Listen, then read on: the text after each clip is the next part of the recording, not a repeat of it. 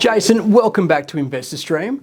To start, your announcement highlighted the appointment of Lucid Health Consulting to assist with Tryp's regulatory and reimbursement pathway for its lead drug program, a novel formula for IV-infused psilocybin, or TYP 8803. As a starting point, can you just give us some brief background on the potential solution? Sure, Alex. Thank you. Tryptamine Therapeutics certainly believes that psilocin, which is the active metabolite of psilocybin, is the best-in-class choice for patients with neuropsychiatric conditions. The question we have and always had was, how do we deliver or administer such a medicine? There are certainly several drawbacks that come along with using an oral agent like psilocybin, mostly around duration of time taken to reach a psychedelic state, the actual therapy itself, and also the reversibility or lack of reversibility in the case of an oral treatment. The benefits that Tryp 8803 or IV-infused psilocin actually have is this time to reach a psychedelic state takes 15 to 20 minutes as compared to 1 to 2 hours. So there's certainly an advantage there. The actual duration of therapy itself, the infusion takes between 1 and 2 hours. And that's a really significant time advantage when you're looking at 8 to 10 hours through an oral version of psilocybin. And the third is the ability to precisely control, measure, and reverse the treatment if necessary from an IV perspective. So the patients can feel very much like they're comfortable about the treatment. They know their doctor's actually in control of the therapy. So it makes them more likely to want to try something. Thing is, once you take a tablet, you can't stop it, you can't reverse it. So there's some advantages using a methodology through an IV infusion versus an oral treatment. Thanks, Jason. Now, I noticed that you're a large shareholder in the company and you've continued to increase your holdings since you listed. What has the reception been to this? That's a good question. I actually don't know whether there's been a good reception or bad. I guess whenever I invest in anything, it's always because I believe the company has a sustainable competitive advantage. I also actually invest in people myself. So if I believe in what someone's trying to do and I believe that they have a competitive advantage in the future or at the moment with their company or product, then I'm happy to invest in them. It's a little bit harder as a CEO because you want to invest because you believe in what you're doing and you believe in what the company can offer, but you never quite know what investors think of it. But I guess I can honestly say that I have never invested in anything, any company or any product that I didn't believe in, and I didn't believe they would have a sustainable competitive advantage.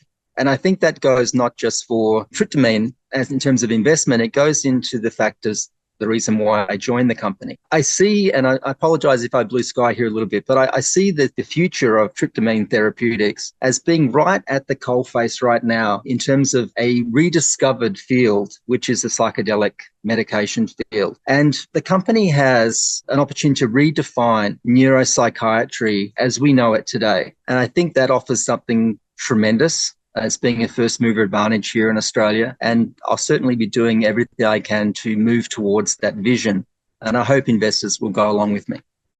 Thanks, Jason. Now, what was the company's rationale for entering the strategic partnership with Lucid Health Consulting at this particular stage of Tryp's development pathway?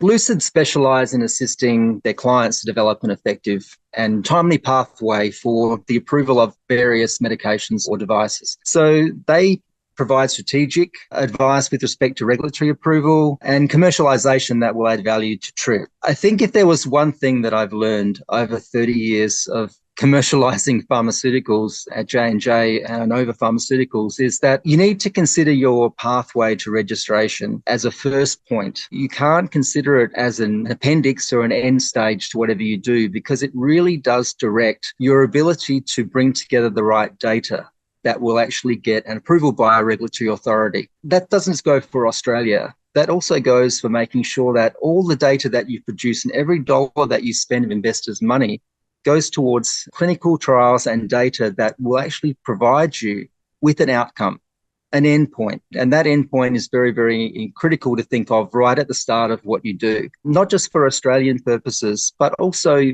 every piece of data that you generate, you want that to lock into a global regulatory framework. So you can only have to do that data or get that data once. You don't have to go after it and do it again and again and again. You use it as an additive mechanism in order to get approved, not just in Australia, but also registered in overseas markets as well.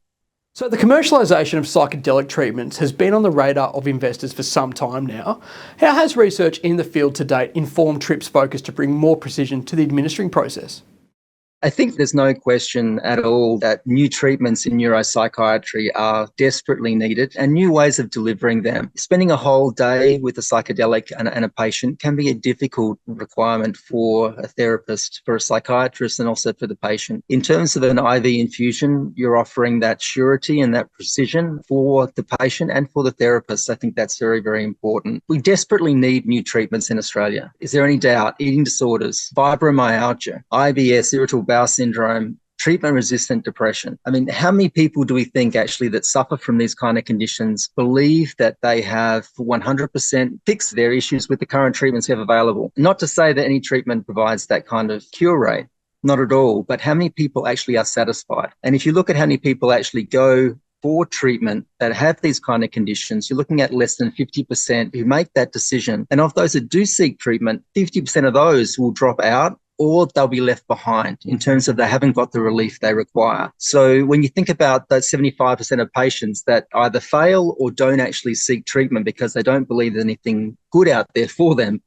you'll understand there's actually a real need for these kind of products to offer new treatment choices for physicians. I guess the Australian Institute of Health and Welfare recently sent out a report regarding use of drugs actually in Australia, and they found that 47% of Australians have illicitly used a drug at some point in their lifetime, and 18% of Australians, that being 3.9 million people, have actually done so in the last 12 months, which is quite an alarming figure. In addition to that, there's 1,693 drug-induced deaths actually recorded in the country in 2022. Importantly, 60% of those actually had opioids in their systems at the point of death. And alarmingly, 29% of those actually had an antidepressant in their system. So anyone can say that we don't need new treatments, but there is not for an instant do I believe that this country is in need of new treatments and new treatment options for physicians and for patients with these conditions.